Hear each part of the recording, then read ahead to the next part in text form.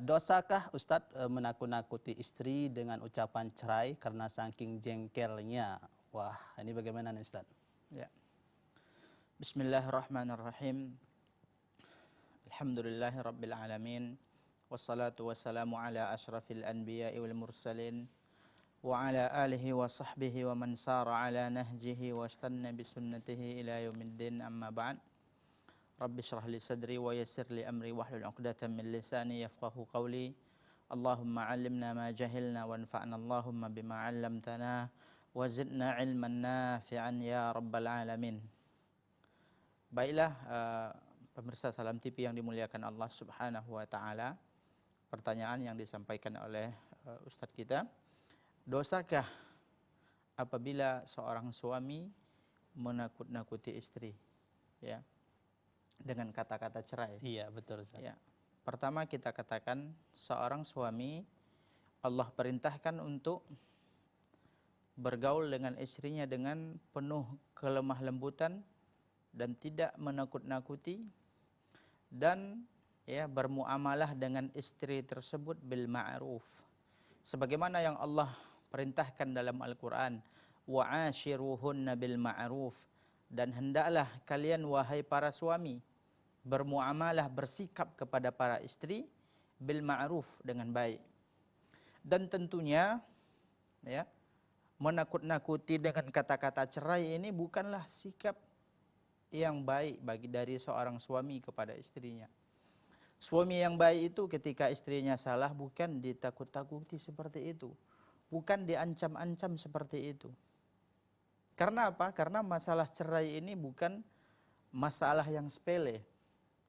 Ya, perlu kita ketahui bahwasanya cerai itu memang dalam hukum asalnya dibolehkan. Hukumnya mubah.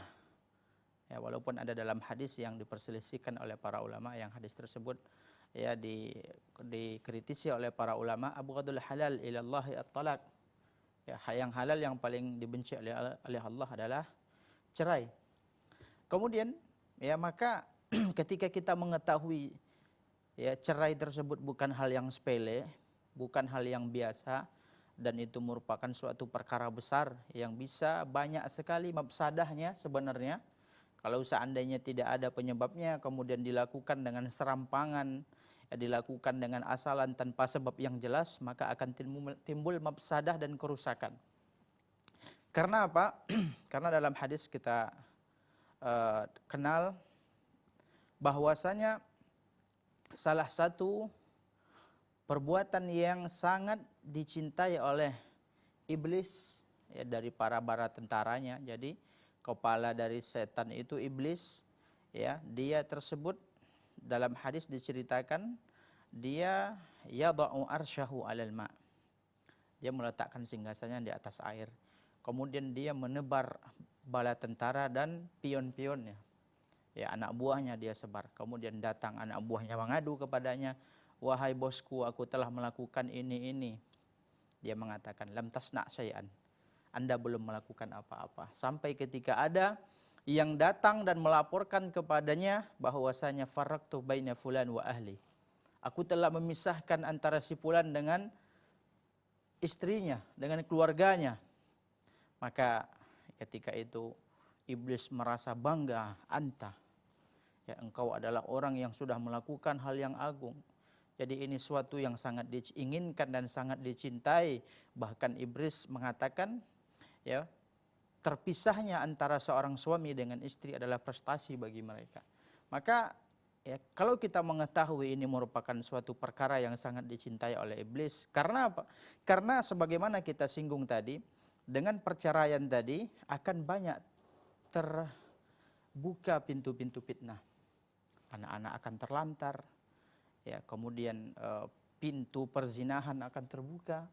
Karena ketika suami sudah tak lagi memiliki istri, atau sudah seorang istri tak lagi memiliki suami, banyak godaan sana sini, banyak hal-hal yang akan ya menarik dia menuju pintu-pintu perzinahan. Nauzubillah min zalik.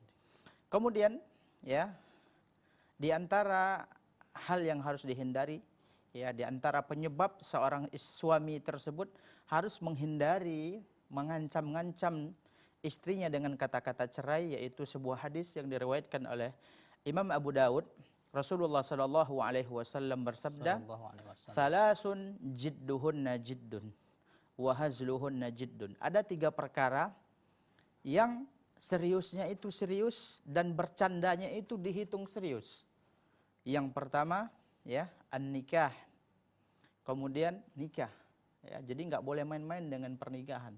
Ya, dengan bersenda gurau, saya menikahkan anak perempuan saya dengan engkau. Kemudian dijawab oleh saya terima, kemudian ada saksi. Kemudian maka ini bisa menjadi suatu pernikahan yang sah, maka tak boleh dipermainkan.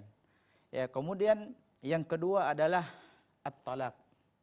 Ya, cerai. Ya, jangan main-main dengan cerai. Dia tidak boleh bercanda-canda, mengancam-ngancam.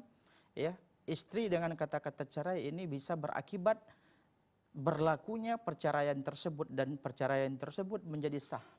Walaupun dia main-main, walaupun dia hanya bersenda gurau, walaupun hanya sekedar takhwib, hanya sekedar ancaman dan suatu bentuk intimidasi, ini tidak dibenarkan. Jadi jangan dilakukan. Yang ketiga adalah ar-raj'ah, yaitu rujuk setelah perceraian. Maka sekali lagi kita katakan, ya, tidak pantas bagi seorang suami untuk mengancam-ngancam. Ya, tidak pantas. La yahillu li mu'minin an yurawwi'a mu'minan. Tidak halal dan tidak boleh bagi seorang mukmin untuk menakut-nakuti saudara mukmin yang lainnya. Ya, apalagi istrinya, orang yang banyak berjasa kepada dia. Ya, jangan ditakut-takuti. Ya, dikhawatirkan nanti ketika dia mengucapkan cerai tadi, maka ya jatuh talak sehingga mereka berdua harus berpisah. Tentunya kalau masalah hukum fikihnya di sini sangatlah panjang.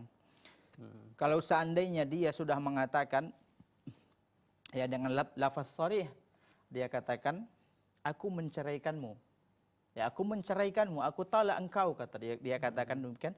Kemudian dia katakan dia dalam keadaan, ya, stabil, tidak terlalu marah, karena memang marah ini dalam kitab Ibnu Qayyim menyebutkan marah itu ada 3 tingkatan.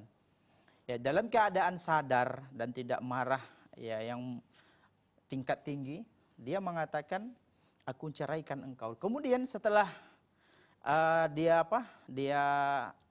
ditanya, maksud Anda apa? Saya main-main atau saya hanya sekedar ancaman. Ini bisa terjadi tolak yang sebenarnya. Tolaknya itu bisa menjadi sah. Ya, apabila dia ucapkan tolak ini tidak dalam keadaan emosi.